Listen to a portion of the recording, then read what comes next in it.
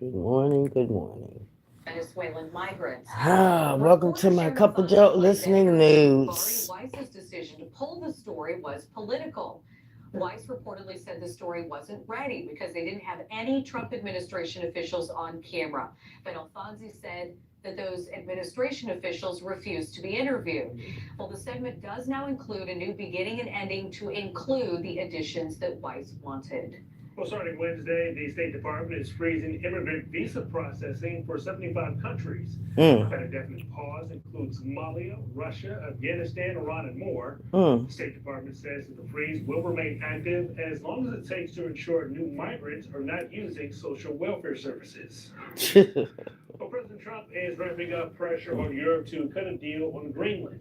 He is threatening new escalating tariffs on 8 European countries if it doesn't happen. Good morning. Welcome to Cup of The Joe president is pressing ahead on Greenland, but facing new morning pushback from news. European allies and even from some Republicans here on Capitol Hill. Greenland may not be known for protests, but many here were out in force over the weekend. Greenland is not for sale, one of the signs said, and they had just learned here of the president's threat of new European tariffs if the U.S. can't strike a deal to buy Greenland. This day could not get anywhere, but it just did. It coincided with a visit by a U.S. congressional delegation to Denmark, which oversees Greenland, and that included lawmakers who say the president should back down. The people of Denmark are very anxious, are quite concerned, and the people of Greenland even more so. Treasury Secretary Scott Bessent, though, defended the move, pointing to Greenland's growing strategic importance in the hemisphere. We are not going to outsource our national security. We are not going to outsource our hemispheric security to other countries. The president's not wrong. It is a national security issue with respect to Greenland. Republican Ohio Congressman Mike Turner heads up the U.S. delegation to NATO's Parliamentary Assembly. He sees the president's point, he says, but he is also concerned about the attempted acquisition becoming a distraction. I think people would prefer a focus on the economy instead of a focus on Greenland itself. The 8 European countries that the president is targeting with tariffs, including Denmark, say this could be the start of a dangerous downward spiral. In Washington, Doug Luzader, Fox News. All right, time is now 7:18. Let's look outside at the Bean. You can see some people to the left there plowing that. A lot of folks aren't at work today, so maybe some people are going to brave the cold, Mike, and go visit the Bean this morning. Well, I don't know who's wanting to be out there. That doesn't have to be like the crew there. But this is the sort of snow that you could probably use a broom, or have you seen these like little handheld blowers that like have 200-mile-an-hour air coming out of them? That might be the way to go here today. But we picked up not a lot of snow, but it's been problematic snow because of how cold it is and those gusty winds. So it's kind of like a little ground blizzard out there. That's the temperature at O'Hare. This is what it feels like on skin that's uncovered, 19 below. West winds are blowing at 17 miles per hour. On radar, keep looking at this. There's not a tremendous amount here going on. We switch it over here onto radar. You see a couple little patches of light snow here or there. You might encounter a flurry, but there's going to be blowing snow coming across, especially like in unsheltered areas, open by a field. North-south roads probably going to be more impacted by this than in east-west. Other current temperatures, nobody's really escaping the cold now. 5 in Valparaiso, Maryville, and Gary. 1s pretty much anywhere in the city. Waukegan, look at a couple sub-zero. Woodstock down to 3 below zero. And of course, the wind chills are worse than that because in some spots we've got 30-mile-an-hour winds. Feels like 25 below zero in Sugar Grove. 22 below is the wind chill at Oh Lord, it's cold out there today, y'all. It is cold. For months now, various arms of the Trump administration. This is the most anticipated smart security camera Let's of the take year. our medicine. No connection needed. No wiring or complicated installation, and best of all, it's completely For months now, various arms of the Trump administration have been quietly, and sometimes quite aggressively, promoting Christian nationalism on social media accounts. There are scores of these recruitment posts across the social media pages for DHS, for example, but it goes way beyond just one department. Look at the Labor Department's page. Experts in Christian nationalism and white nationalism believe that what you're seeing here, the themes, they're no coincidence. For example, they keep making posts like these with exactly 14 words and sometimes exactly 88 characters. Experts in neo-Nazis and Groyper movements, they say that these numbers, 14 and 88, are references to neo-Nazi slogans. And posts with 14 words can be used as a sort of quiet way for Nazis to find each other online. These are only 3 examples that you're seeing here, but there are a lot of posts with these themes online. And then there's this post 3 days after ICE killed Renee Good. The Labor Department tweeted, quote, "One homeland, one people, one heritage. Remember who you are, American." NBC News reported that many people said it bore similarities to a Nazi slogan that translates to one people, one empire, one leader. We reached out to DHS for comment. Assistant Secretary Tricia McLaughlin called the comparisons, quote, revolting, and called us, quote, conspiracy theorists for giving this credibility. Joining us now, Bradley Onishi. He's co-host of the Straight White American Jesus podcast and author of Preparing for War. Brad, it's good to see you and have you back on the show again. So, often when we as reporters try to talk about these issues, there can be this pushback or criticism that talking about white Christian nationalism, it's part of the edgy online narrative. It sort of exists there, but it's not really part of real life. But just days ago, a report from the Texas Observer shows that ICE is allowing a guy named James Rodden to continue to work as a prosecutor in their Dallas courtrooms right now, despite the fact that he ran a social media account that said things like, "America is a white nation, and all blacks are foreign to my people." So I guess my question for you as an academic, as an expert in this space is all this really just a coincidence? It's really hard to believe it's a coincidence when these instances keep happening. So we just had the example of James Rodden, the ICE prosecutor. In the fall, we had the Nazi group chat that was leaked that included young Republican leaders in their 20s and 30s who said things like, "I love Hitler." Another story from last fall was about a Heritage Foundation economist who said, who had a deep appreciation for Nazi warships and often used them in his Zoom accounts and talked about German victimhood in World War II. These coincidences keep piling up. And then when you couple these instances with the social media posts, which are curated, I mean, these are artisanal, not accidental posts. They require a deep knowledge of these online spaces, the white nationalist and Christian nationalist spaces. You start to see something that I think we have to take away at this moment. This is not an accident. This is who they are. And this is the message that they want Americans, and especially the recruits that they're trying to find for ICE. This is the message they want them to see.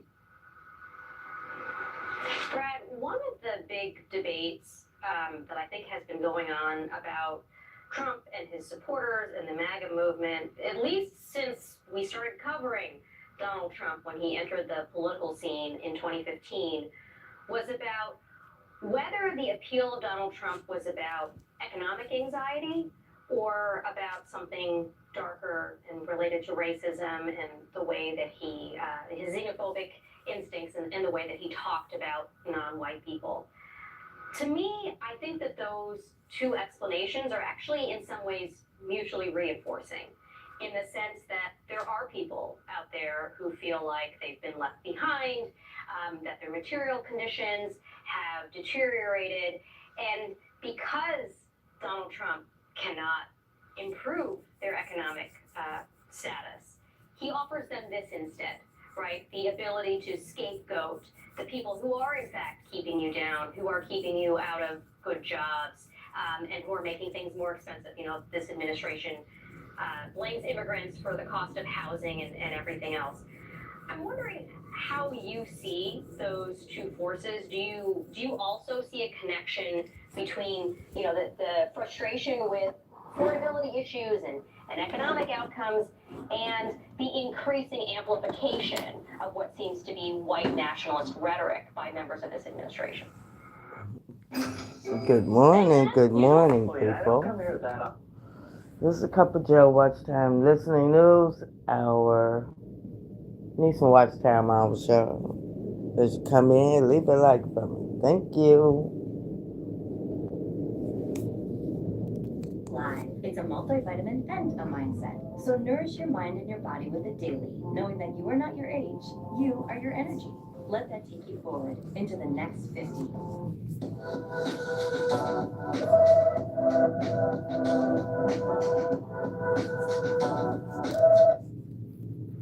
I agree with you that this is a both-and situation. There were folks in the 2024 election, particularly Latino and Black voters, who said explicitly that they were voting for a more affordable economy, a more affordable way of life in the United States. However, there are also many folks in the decade that Trump has been in public life and presidential politics who are part of white grievance spaces online. And one of the things that I think goes without saying these days, but I guess it's worth saying out loud one more time, is that Donald Trump's tactics, whenever possible, are not to appeal to anyone's better angels, not to find a way for America to strive forward together, but as you said, to scapegoat the most vulnerable and to deepen, to widen, and to inflame the passions of those who are looking for someone that they can blame for the life they think that is no longer theirs. That is what I see in these social media posts. That is what I saw in the response to the killing of Renee Good. And once again, these are not one-off instances. This is a system now. It is not an accident. Brad, let's talk about Nazis.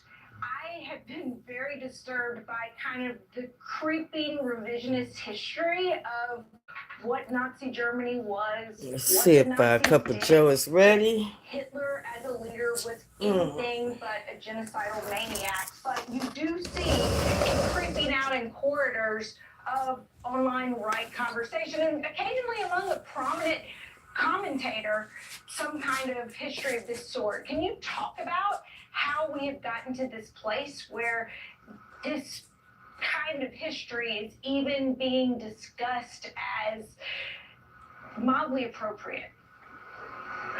I remember sitting with a Republican colleague in 2016, and both of us were concerned because we remarked 10 years ago that the generation that experienced World War II was sort of fading into the sunset. They were becoming older, some of them were passing away, and we worried about collective memory on this front when it comes to Nazism, when it came to the Holocaust.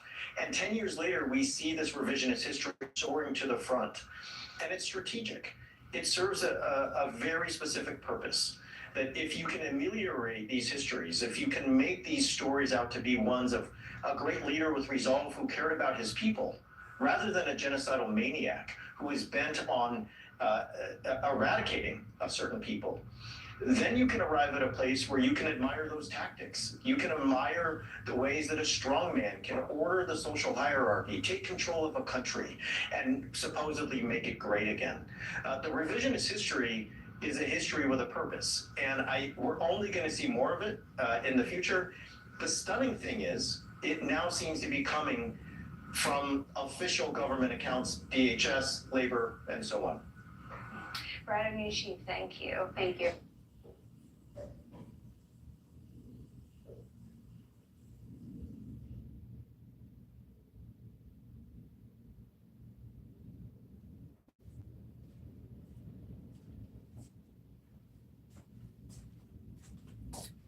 All right, Joe.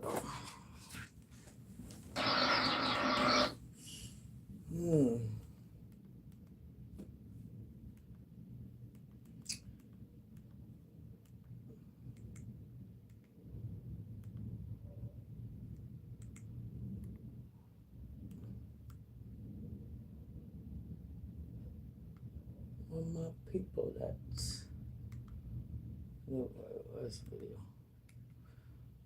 Hey everybody, I'm here with Dan. Love it, how are you? Living the dream. Obviously, chaos continues to unfold in Minneapolis and in Minnesota. The administration continues to threaten escalation. Trump is now threatening to invoke the Insurrection Act. Meanwhile, we want to keep you updated on just what it feels like to be on the ground. So let's go to this first clip that captures a moment in which somebody was grabbed by ICE off the street. Yes, you are required to. What do you think? Look, sir, are you gonna do this the easy way, or are we gonna take you in? You cannot take me in. Yes, I can. Private. Yes, I can. Did you have documentation? I do have my documentation. You present it to me. Why are you asking me for my paperwork? Because of your accent. I see. You have an accent too. Where were you born, sir? Where were you born at? Put your hands on your back.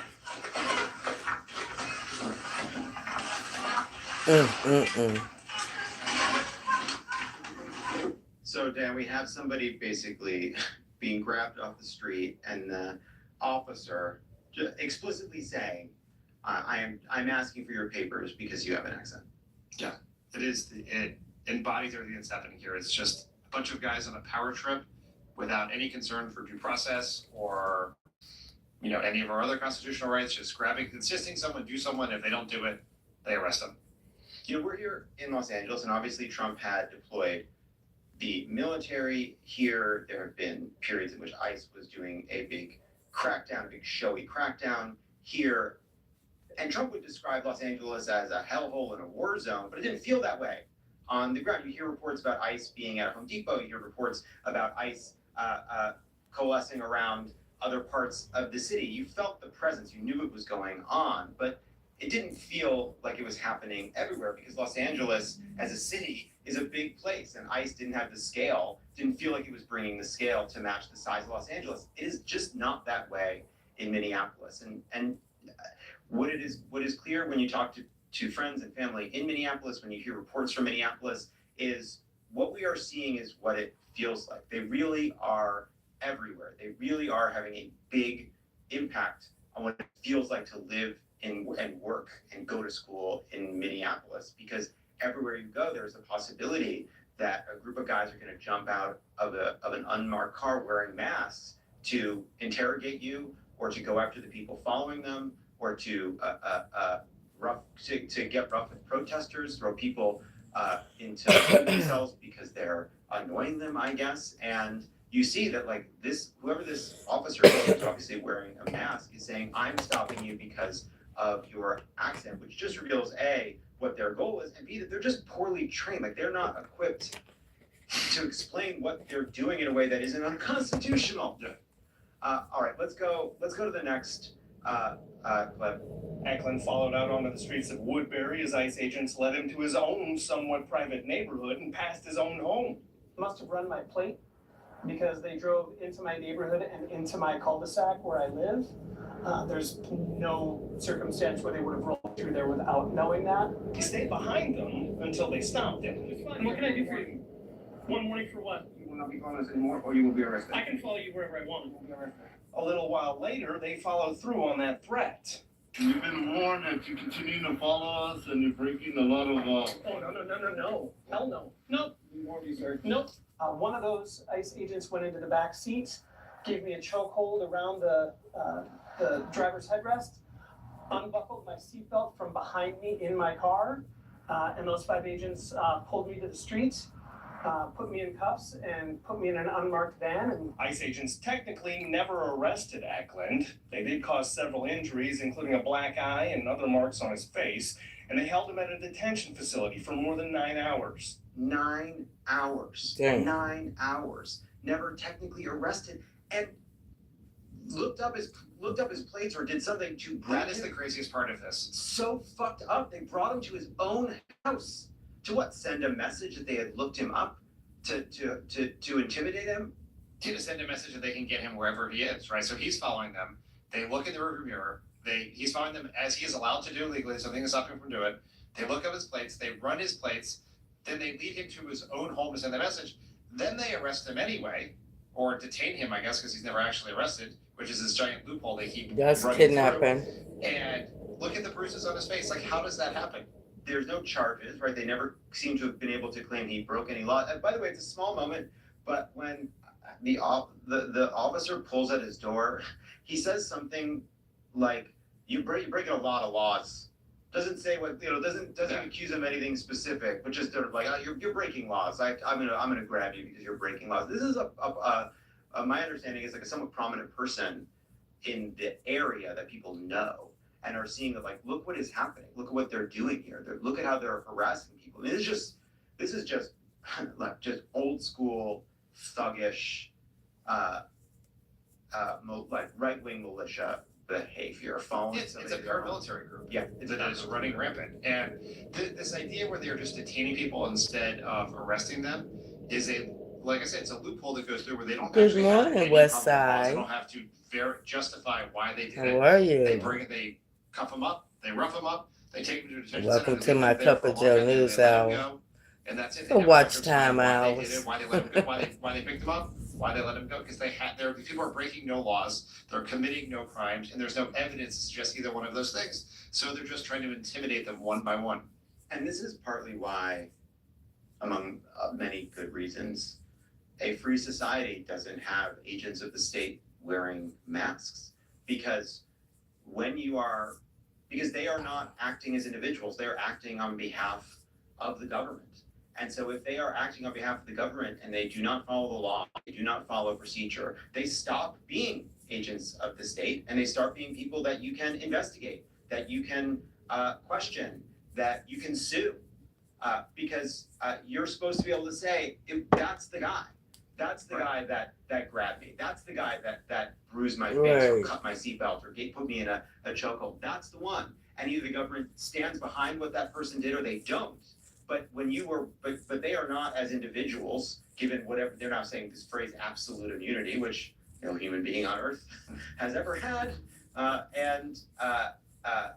The masks are part of it. And so they're grabbing people. There was the kid in front of the Target or the Walmart who was grabbed, basically beaten up, thrown into a car, and they dropped him off at a different parking lot. He had to kind of find his way back. That is what authoritarian governments do. That's what dictators do. They grab you, they scare you, they dump you out of the side of a car. That is not something that has happened in the United States of America. And I do think, I don't know, Dan, like there was I'm always wary of polling that says what Donald Trump is doing on illegal immigration is unpopular. Not that I think it is popular, but I do think that the Trump theory is that people don't like it, but they still come away seeing him as someone who's willing to do the hard, strong thing, and like it gives him some sort of like credibility in a deeper, harder to measure way. Like I think they have a more sophisticated understanding of how people answer questions sometimes than Democrats do. That said, I think this shit is alienating to just about everybody. And so John and I talked about this a little bit on Friday's pod, but in the CNN poll, they asked people, does the deployment of ICE agents make cities more safe or less safe? And the majority said less safe. And I think that's an absolutely essential finding, because if people come to the conclusion, as they are watching these videos, that this level of chaos, this level of thuggery, this level of conflict is making us less safe, not more safe, the entire political narrative around immigration for Trump collapses. I think that's really important, because as we think about how to talk about this, how to react to it, is yes, you have these things that show that immigration is that things Trump is doing is unpopular. And usually get to that those majority strong this morning. 85% of Democrats, 2/3 of Republicans, and 10% of Republicans. 2/3 of Independents, 10% of Republicans. And when you look at this, there is now 15 to 20% of not just Republicans but Trump 2024 voters who do not like what's happening, who think the shooting was not justified, who think Renee Good was not a domestic terrorist, who think the officer should be charged with crimes, who think ICE is going too far. And that's the collapse of the coalition. And you also see this numbers very strongly with Latinos, right? Who was a group who sort of counterintuitively for a lot of liberals who sometimes approach immigration in a simple-minded way, assumed that Latinos would be against Trump's immigration policies on merit. But in that election, a lot of them went to, they didn't like what was happening at the border. They didn't like the chaos. And now you're seeing a worse situation. And so, yes, we should try to think strategically about how this all plays itself out. But there's just no question in my mind that this is very, very bad politically for Trump. And there's a report in Axios today that believes they now think that. They just did a meeting, the White House did, where they reviewed all Trump's immigration numbers, and they're in the toilet, and they're trying to think about whether they have to recalibrate. That doesn't mean they're going to start being better, but they are getting the message. They're starting to worry that this is hurting them politically. I also think it's worth saying, like, why is this happening? Why is this starting to hurt them politically? It is because people are standing up to them, and the people are filming, people are talking about their own experiences, and you're seeing more and more interviews and people on the street who maybe haven't been part of protests before, maybe have never been felt this way about the government before, and never felt scared of the government before, never felt like this was going to actually happen to them or to people that they knew. And I do think that matters. And so when you see Trump threaten to evoke the Insurrection Act, or you see Trump post that, like, great people of Minnesota, your retribution is coming, like, I think we should be worried about that. We should take that threat really, really seriously. But we should also know that that is bluster, and behind it, they are not immune to political pressure. They are not immune to bad images. And one of Trump's tricks is pretending otherwise, but it matters that people are standing up to him. Okay, let's, on that note, go to one last clip. Well, this is ridiculous. It's a waste of money, a waste of time. All these men out here for what? Who inspired you to come out here? Good morning. Welcome to my Cup of Joe Watch Time News Hour. Listening News Hour. Thank you for coming in. Thank you for the lights. Other than wait till we vote again. But Shawanda, how you doing? I don't believe it. Good morning. For what? A few people that are against people doing wrong things. That's all. No, this is too bad. This is shameful. I live in Minneapolis.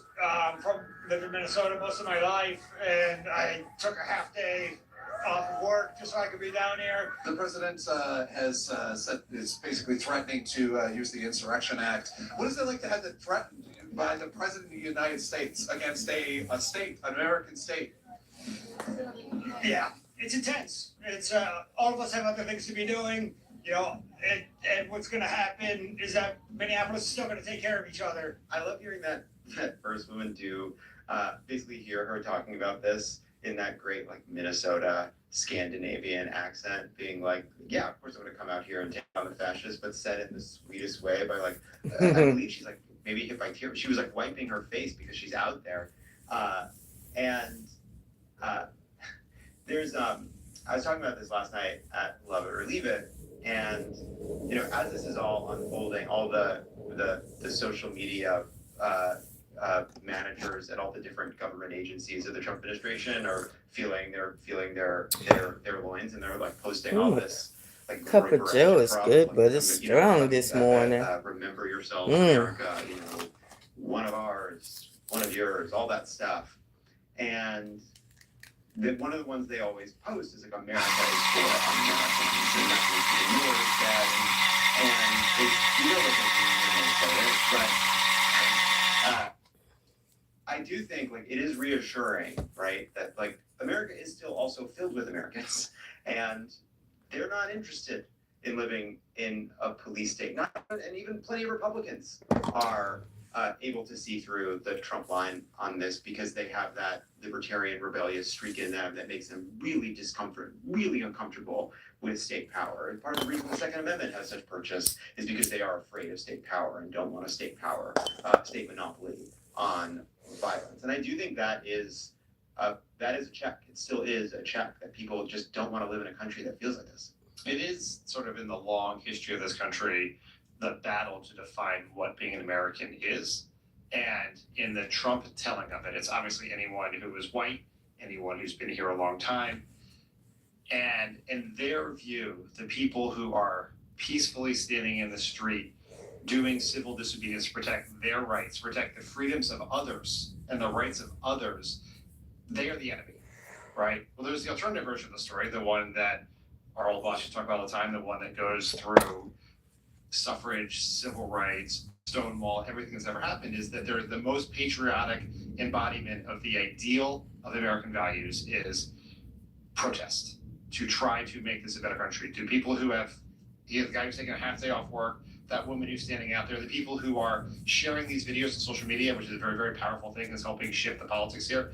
That is the most American thing. Like, that is the proof, like, that what Trump is arguing for is wrong, is what people are doing. And it's very, very, very powerful. Yeah.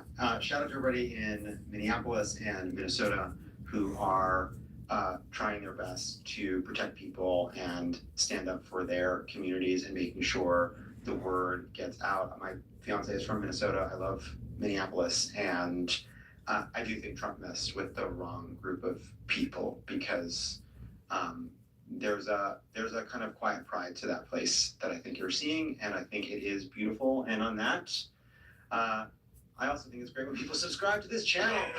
It's a very, very great transition. We are trying to get the word out. We are trying to do our best to help. Wait a minute, did he say his wife is from Minneapolis? I thought he was gay. Anywho.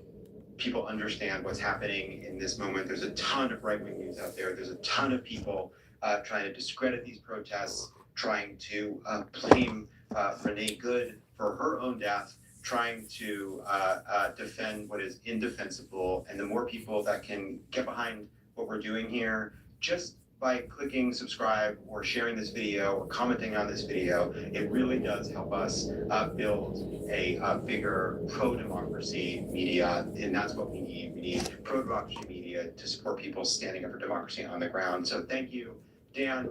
Good to see you, and we'll keep coming back to you as we learn more in the days ahead. Bye, everyone. Pod Save America is brought to you by Cook Unity. I've been using Cook Unity forever, for years, long before they ever sponsored this podcast. It is fantastic. Most of my meals are from Cook Unity. They deliver chef-designed meals that balance real flavor, nutrition, and convenience with no... Okay. Oh my God. I thought he was gay. Maybe he got gay afterwards or something. Mr. Pittman, I'm the president of NAACP. What y'all do? Listen, this fool took somebody else's Nobel If you Peace enjoyed a good Prize. Donald Trump humiliation story, then please stand by because I have not one but two stories that will satisfy your Trump takedown soul coming up next. I'm Dan and welcome to another Occupy Democrats report. To see all of our videos exposing the growing anti-Trump sentiment that he inspires, please hit that subscribe button.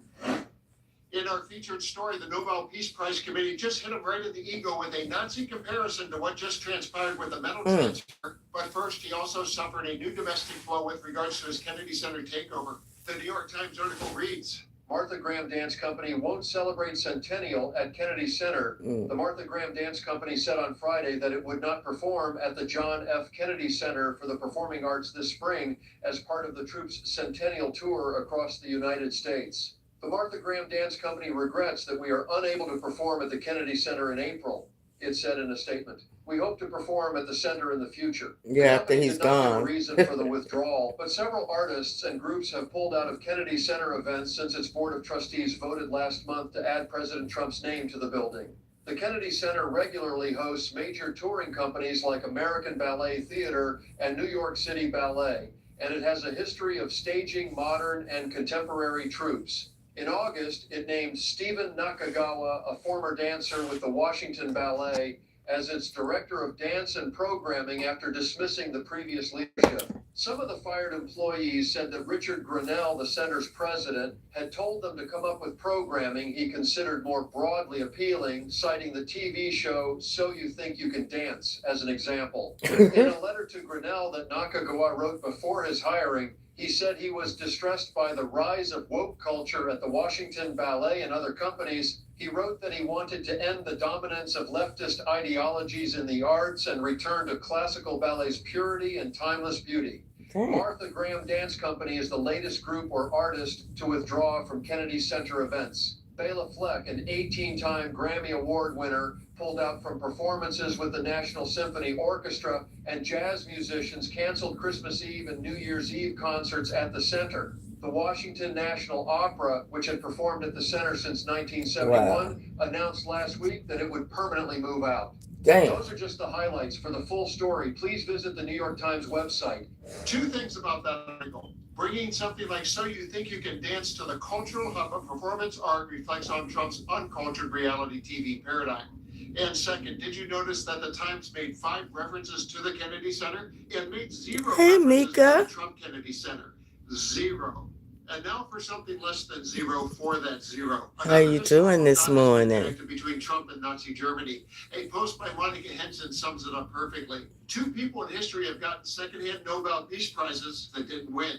The first was Joseph Goebbels in 1943. And the Peace Prize Committee issued this scathing press release to leave no doubt where they stand on Maria Corina Machado gifting her medal to Trump. The Nobel Prize and the laureate are inseparable. The medal and the diploma are the physical symbols confirming that an individual or organization has been awarded the Nobel Peace Prize. The prize itself, the honor and recognition, remains inseparably linked to the person or organization designated as the laureate by the Norwegian Nobel Committee. A laureate cannot share the prize with others, nor transfer it once it has been announced. A Nobel Peace Prize can also never be revoked. The decision is final and applies for all time. You at work? The Okay. Norwegian Nobel Committee does not see it as their role to engage in day-to-day commentary on Peace Prize laureates or the political processes that they are engaged in. The prize is awarded on the basis of the laureate's contributions by the time that the committee's decision is taken. And here's where it gets interesting. After saying they don't engage in day-to-day commentary, they dropped this bullet point in the press release, perhaps setting up the world for commentary of its own. And the photo you'll see was added by me for context. Knut Hamsun, Literature Prize 1920. In 1943, the Norwegian author Knut Hamsun traveled to Germany and met with propaganda minister Joseph Goebbels. After returning to Norway, he sent his Nobel medal to Goebbels as a gesture of thanks for the meeting. Goebbels was honored by the gift. The present whereabouts of the medal are unknown. If there's a single through line that connects these two stories, it's that Donald Trump keeps trying to force himself upon institutions that just don't want him. He can crash the gates, but it reeks of desperation. And these are daggers that hit him hard. And we know that the Nobel Peace Prize Committee's refusal to answer his original cries for attention, their refusal to entertain the absurd idea that he can receive a medal secondhand, and now the comparison of his moment to a Nazi To a moment Nazi. absolutely cuts him 3 layers deep. Wow, that is so crazy. This motherfucker. Whew. Okay, y'all. Thanks for the watch time outs. Thanks for the likes. I hope you all have a great morning. And I'm going to get out of here. I'll see y'all tomorrow. Maybe later tonight. Okay then. Bye-bye.